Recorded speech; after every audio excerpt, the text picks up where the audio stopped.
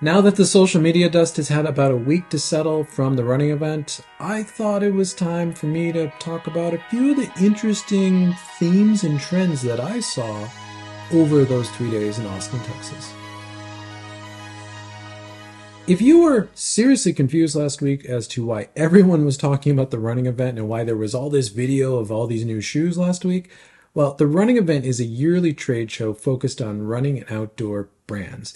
It's a place for them to show their latest and greatest to media, both traditional media and running influencers, YouTubers, whatever you want to call that, as well as buyers of big chains that sell running and outdoor gear, so they know what to expect.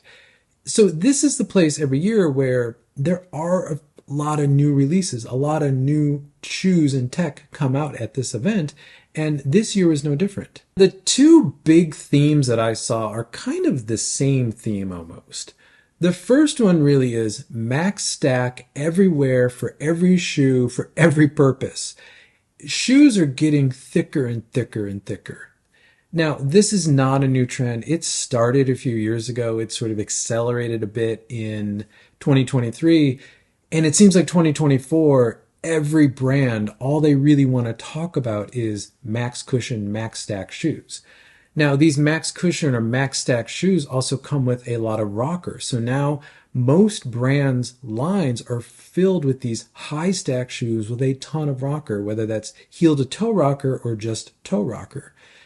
Now, that's not necessarily a problem. Max cushion shoes are fine, and obviously that's what consumers want, and that's why the industry is sort of going this direction.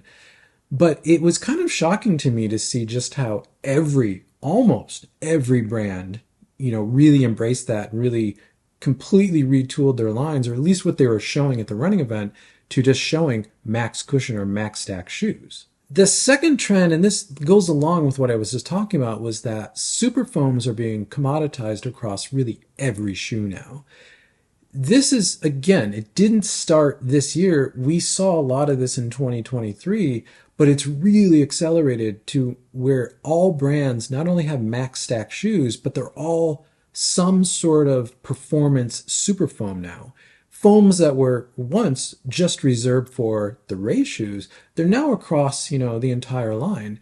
And that's not necessarily a bad thing. I think that's actually a really good thing. You get that trickle down performance and tech from the top end, top tier race shoes in, all those other shoes. Now, in 2023, we saw the super trainer thing, and a lot of that is continuing in 2024. But one thing I am happy to see is a lot of these shoes that we would call super trainers now don't necessarily only have plates in them. There's a lot of shoes now that I think would fit into the super trainer category that are just foam. They're just a super foam. Maybe they're a little bit wider. Maybe they do have a dual foam setup to give the super foam a little bit more stability, but they don't necessarily have to have a plate in them. So the idea of plates for everyday shoes, for daily trainers, that seems to have died off a little bit. And for that, I'm really thankful to see. And that's not to say plated daily trainers don't still exist. They do. And there were a few updates shown at the running event of a few of these models. And just because we didn't see it at the running event doesn't mean we're not going to see it next year. We're only seeing a few models that kind of give a little inkling of what to expect over 2024.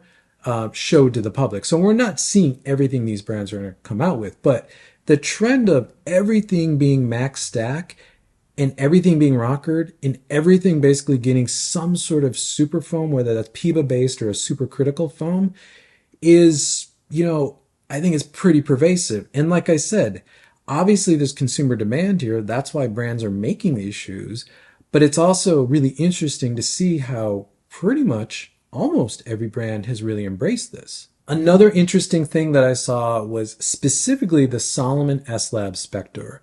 Now, this is a super shoe made for the sub 4-hour marathoner. So that's 3:30 to 4-hour marathoner.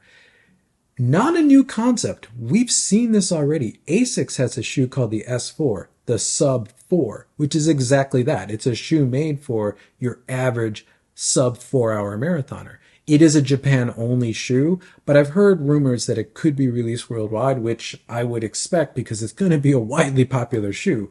But here comes Salomon with an S-Lab shoe, really targeting this use case, which is quite interesting. It's a very Salomon solution to the problem, and S-Lab is really their top tier performance line. But the thing that makes me wonder about this is how many other brands are really going to embrace this. Now, the Saucony Endorphin Pro has, I think, always been the everyman carbon-plated racer. And I'm not slamming the shoe. I'm not disparaging the shoe. I think it's a great shoe and it's a very popular shoe. A lot of people love that shoe. But at the elite and the pro level, we just don't ever see the Saucony Pro. But it really has become the favorite of the everyman runner. And it's a very broad use case shoe. You don't have to be a 4-hour marathoner to use it. You can be a 3-hour marathoner to use it. You can be a 2:30 marathoner to use it. You can also be a 5 or 6-hour marathoner to use it. You can also train in it. Like, it's a very broad use case shoe, and Saucony's been very successful with the Endorphin series, especially the Pro.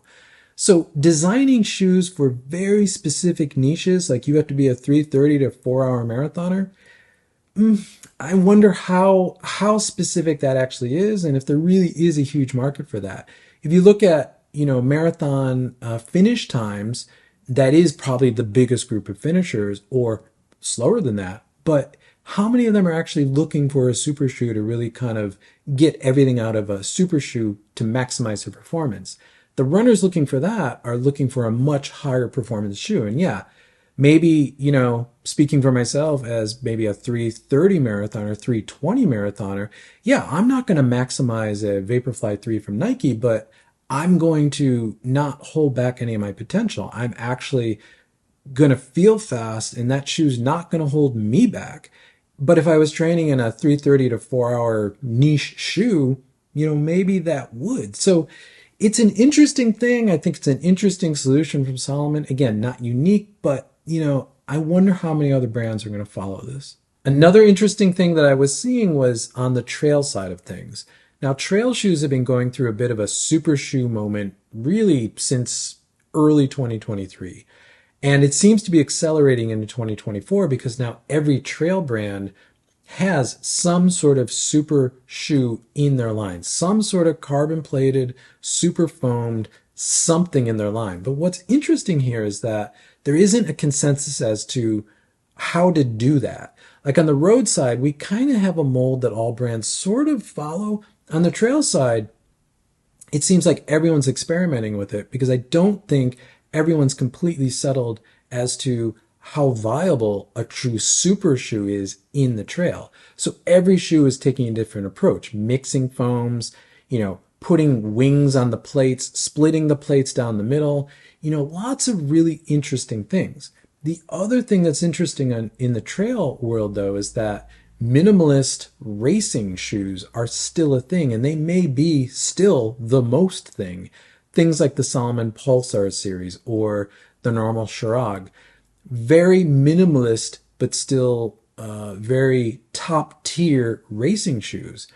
And we saw some more of those released from brands that didn't necessarily traditionally have those. So the trail world's really interesting right now. There's a lot of experimentation. There's a lot of people trying a lot of different things over there. And I think that's only going to accelerate into 2024 as we see more of these shoes come out.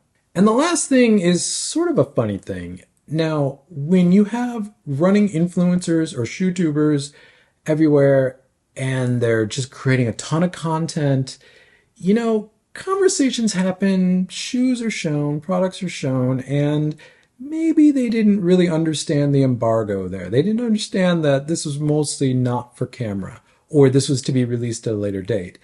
And there were a few of those that kind of popped up on YouTube that I found really interesting. Now, there was one specifically that I find really interesting, and I was actually bummed to see it go, but I understand why it's not there anymore because it was kind of like mind-blowing to me when I saw this. Now, I'm not going to say what this shoe was. I'm not going to say what this model was. I'm not going to say what brand it was, but it really took me back. It really blew my mind what's going to be possible. And I'm going to expect that some of you saw it too, and it's a shoe that I'm very excited about, and I think I'm going to be talking about a lot next year, and I can't wait till the brand chooses to actually release some information about it. I just wanted to thank all the content creators and all the media that were there at TRA for all the content they put out on YouTube, on Instagram. You know, it was great. It allowed me here in Taiwan to actually see what's going on there and really kind of get a pulse of where the industry's headed next year. I love seeing that stuff, and I appreciate everyone's efforts. Like I said, I hope to be there next year, especially if I'm in the States. Traveling there from Taiwan, that's not something I'm going to do, but this time next year, I may not actually be in Taiwan. So we'll see next year. Maybe I'll be there and I'll be able to cover these stories, you know, on the ground, and produce a lot of content along with everyone else. Thank you for making it to the end of the video. If you like this type of content, consider subscribing. You'll see more content from me pop up in your feed. If not, drop a like on this video because it helps this channel continue to grow, which I always appreciate. And with that, I'll catch you in the next one.